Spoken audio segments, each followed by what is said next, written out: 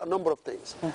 A veiling woman must also lower her gaze. Her gaze, yeah. Because if you dress properly, but every man you meet, you look like that. That's right. You'll be staring at people. Staring at people, gazing at them. You are trying to attract them. Then the component, the spiritual component, the moral component is lacking. There are what we call physical component and the moral component, because the verse is saying, وَلِبَاسُ التَّقْوَى خَيْرٌ. It's not just libas yuwari sawatikum, but libasu taqwa. Not just clothes that cover your groin physically, but also clothes that cover yourself spiritually, and that's the righteousness. Then you have to dress properly and to behave properly. Yeah. That's why you have to lower your gaze. That is number 5. And then number 6, you have also to talk to people in a proper manner. The Quran is saying to the wives of the Prophet, فَلَا تَخْضَعْنَ بِالْقَوْلِ يَا نِسَاءَ النَّبِيِّ لَسْتُنَّ كَأَحَدٍ مِنَ النِّسَاءِ إِنِ اتَّقَيْتُنَّ فَلَا تَخْضَعْنَ بِالْقَوْلِ. You see, the manner of speech, the mode of speech can be attractive. Imagine a woman who does properly, but when she talks to men, she talks like in a way that will attract them. When you dress properly also, when you talk to men, talk to them properly. If you have a business with them, give me my book.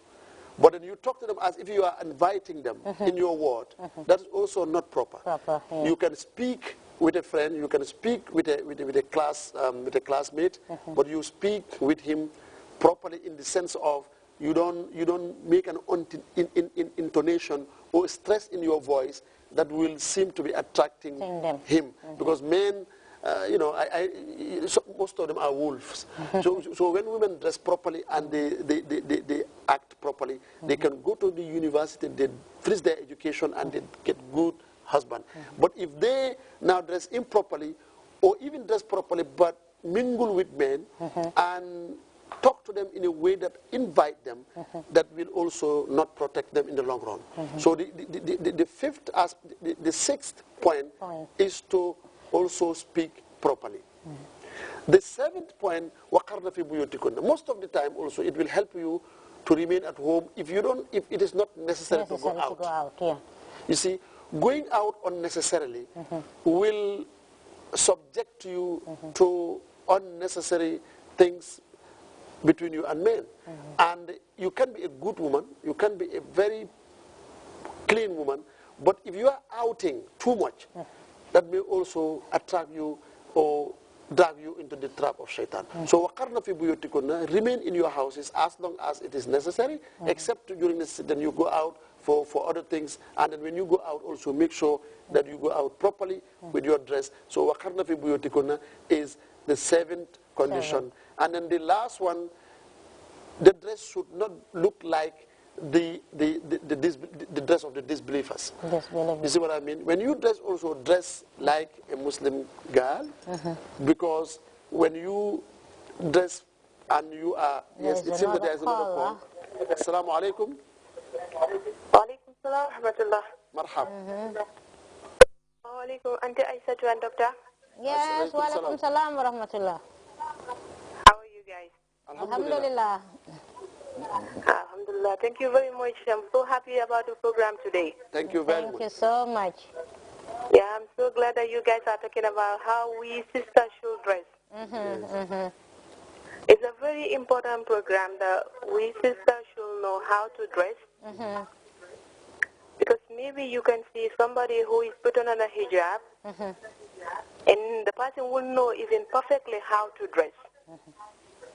But even you're trying to tell the person that, well, this is not the way to dress, what the person will say is, look at the important money, ka kalu na rek. You see? Lucy das dal mom jeex na dal. Yeah, so da nga gis ne yena say man dama hijab. Waaye da nga gis ne yena say dafa am yena solo yo xamne bu mako solo den mané he legi kay mom American la wala naka drati Saudi la joge dal. Ba nga gis ne fu nekk ñom lu ñoo seet mo nekk képp ko xamne solo nga solo bo xamne loolu la l'islam santane den la ne da nga maget fu nekk ni. Wa loolu la because da nga gis ne bañ len ko be man fa den ma jox tour bi naan ma maire bi. Yes, that's good. Kontaanal ci maire bi, kontaan ci boobu. Wa loolu kay alhamdulillah nekk maire ci kanam yi ñom. waaye nga nekk ndaw ci kanam yàlla loolu moo gën a important daal. Where are you calling from? So maa ngi rafetlu seen programme bi trop sax. Where are you calling from?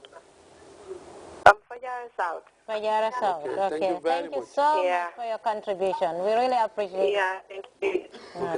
You see, it's the same thing. You know, because we were talking about it. You see, once you become upright, or you want to become upright, there are giving you all kinds of names. Of course. You just have to ignore it. To discourage you. That's right. To discourage you, because if there is no this, then there is no resistance. You have to have spiritual resistance. Because if Siratul Mustaqim, if the right path is easy, then everybody can gain it, can attain it.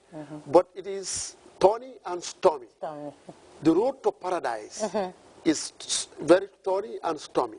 Don't think that you get it just on a golden plate. The challenges are there, the obstacles are there. You see Shaitan, because Shaitan will hinder. That's why they will tell you you are old, you are outdated, you are obsolete. They will give you all kinds of names. But as he said,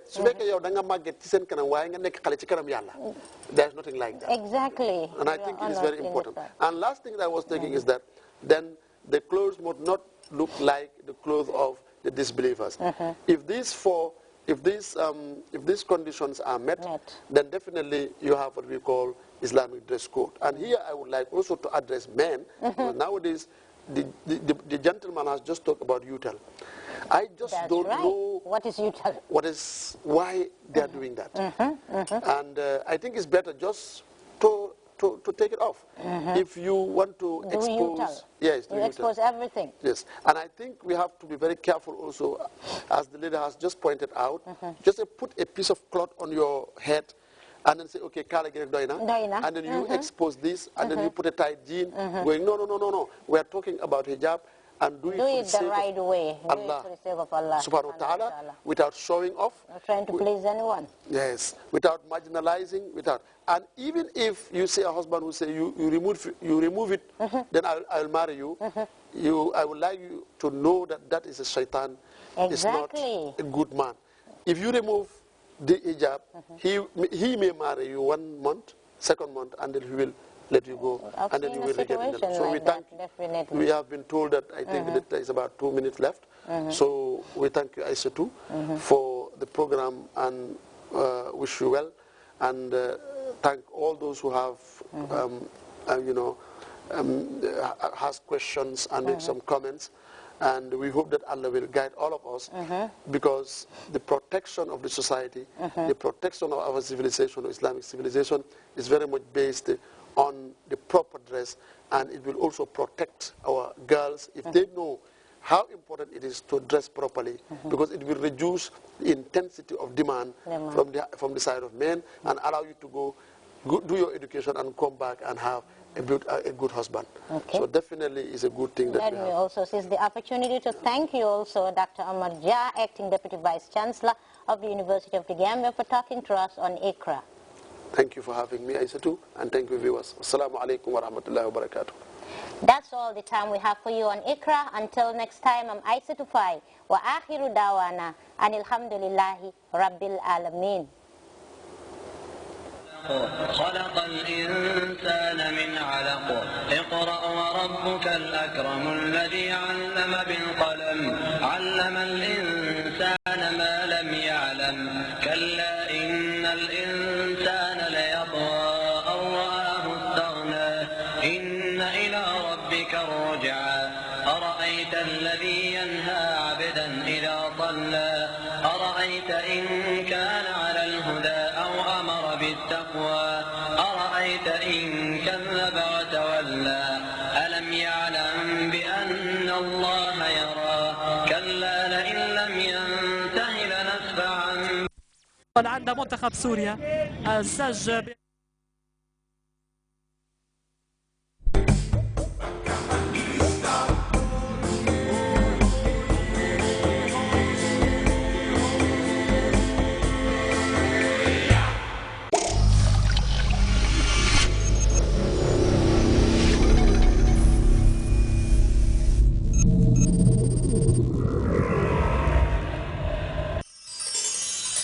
Thank you.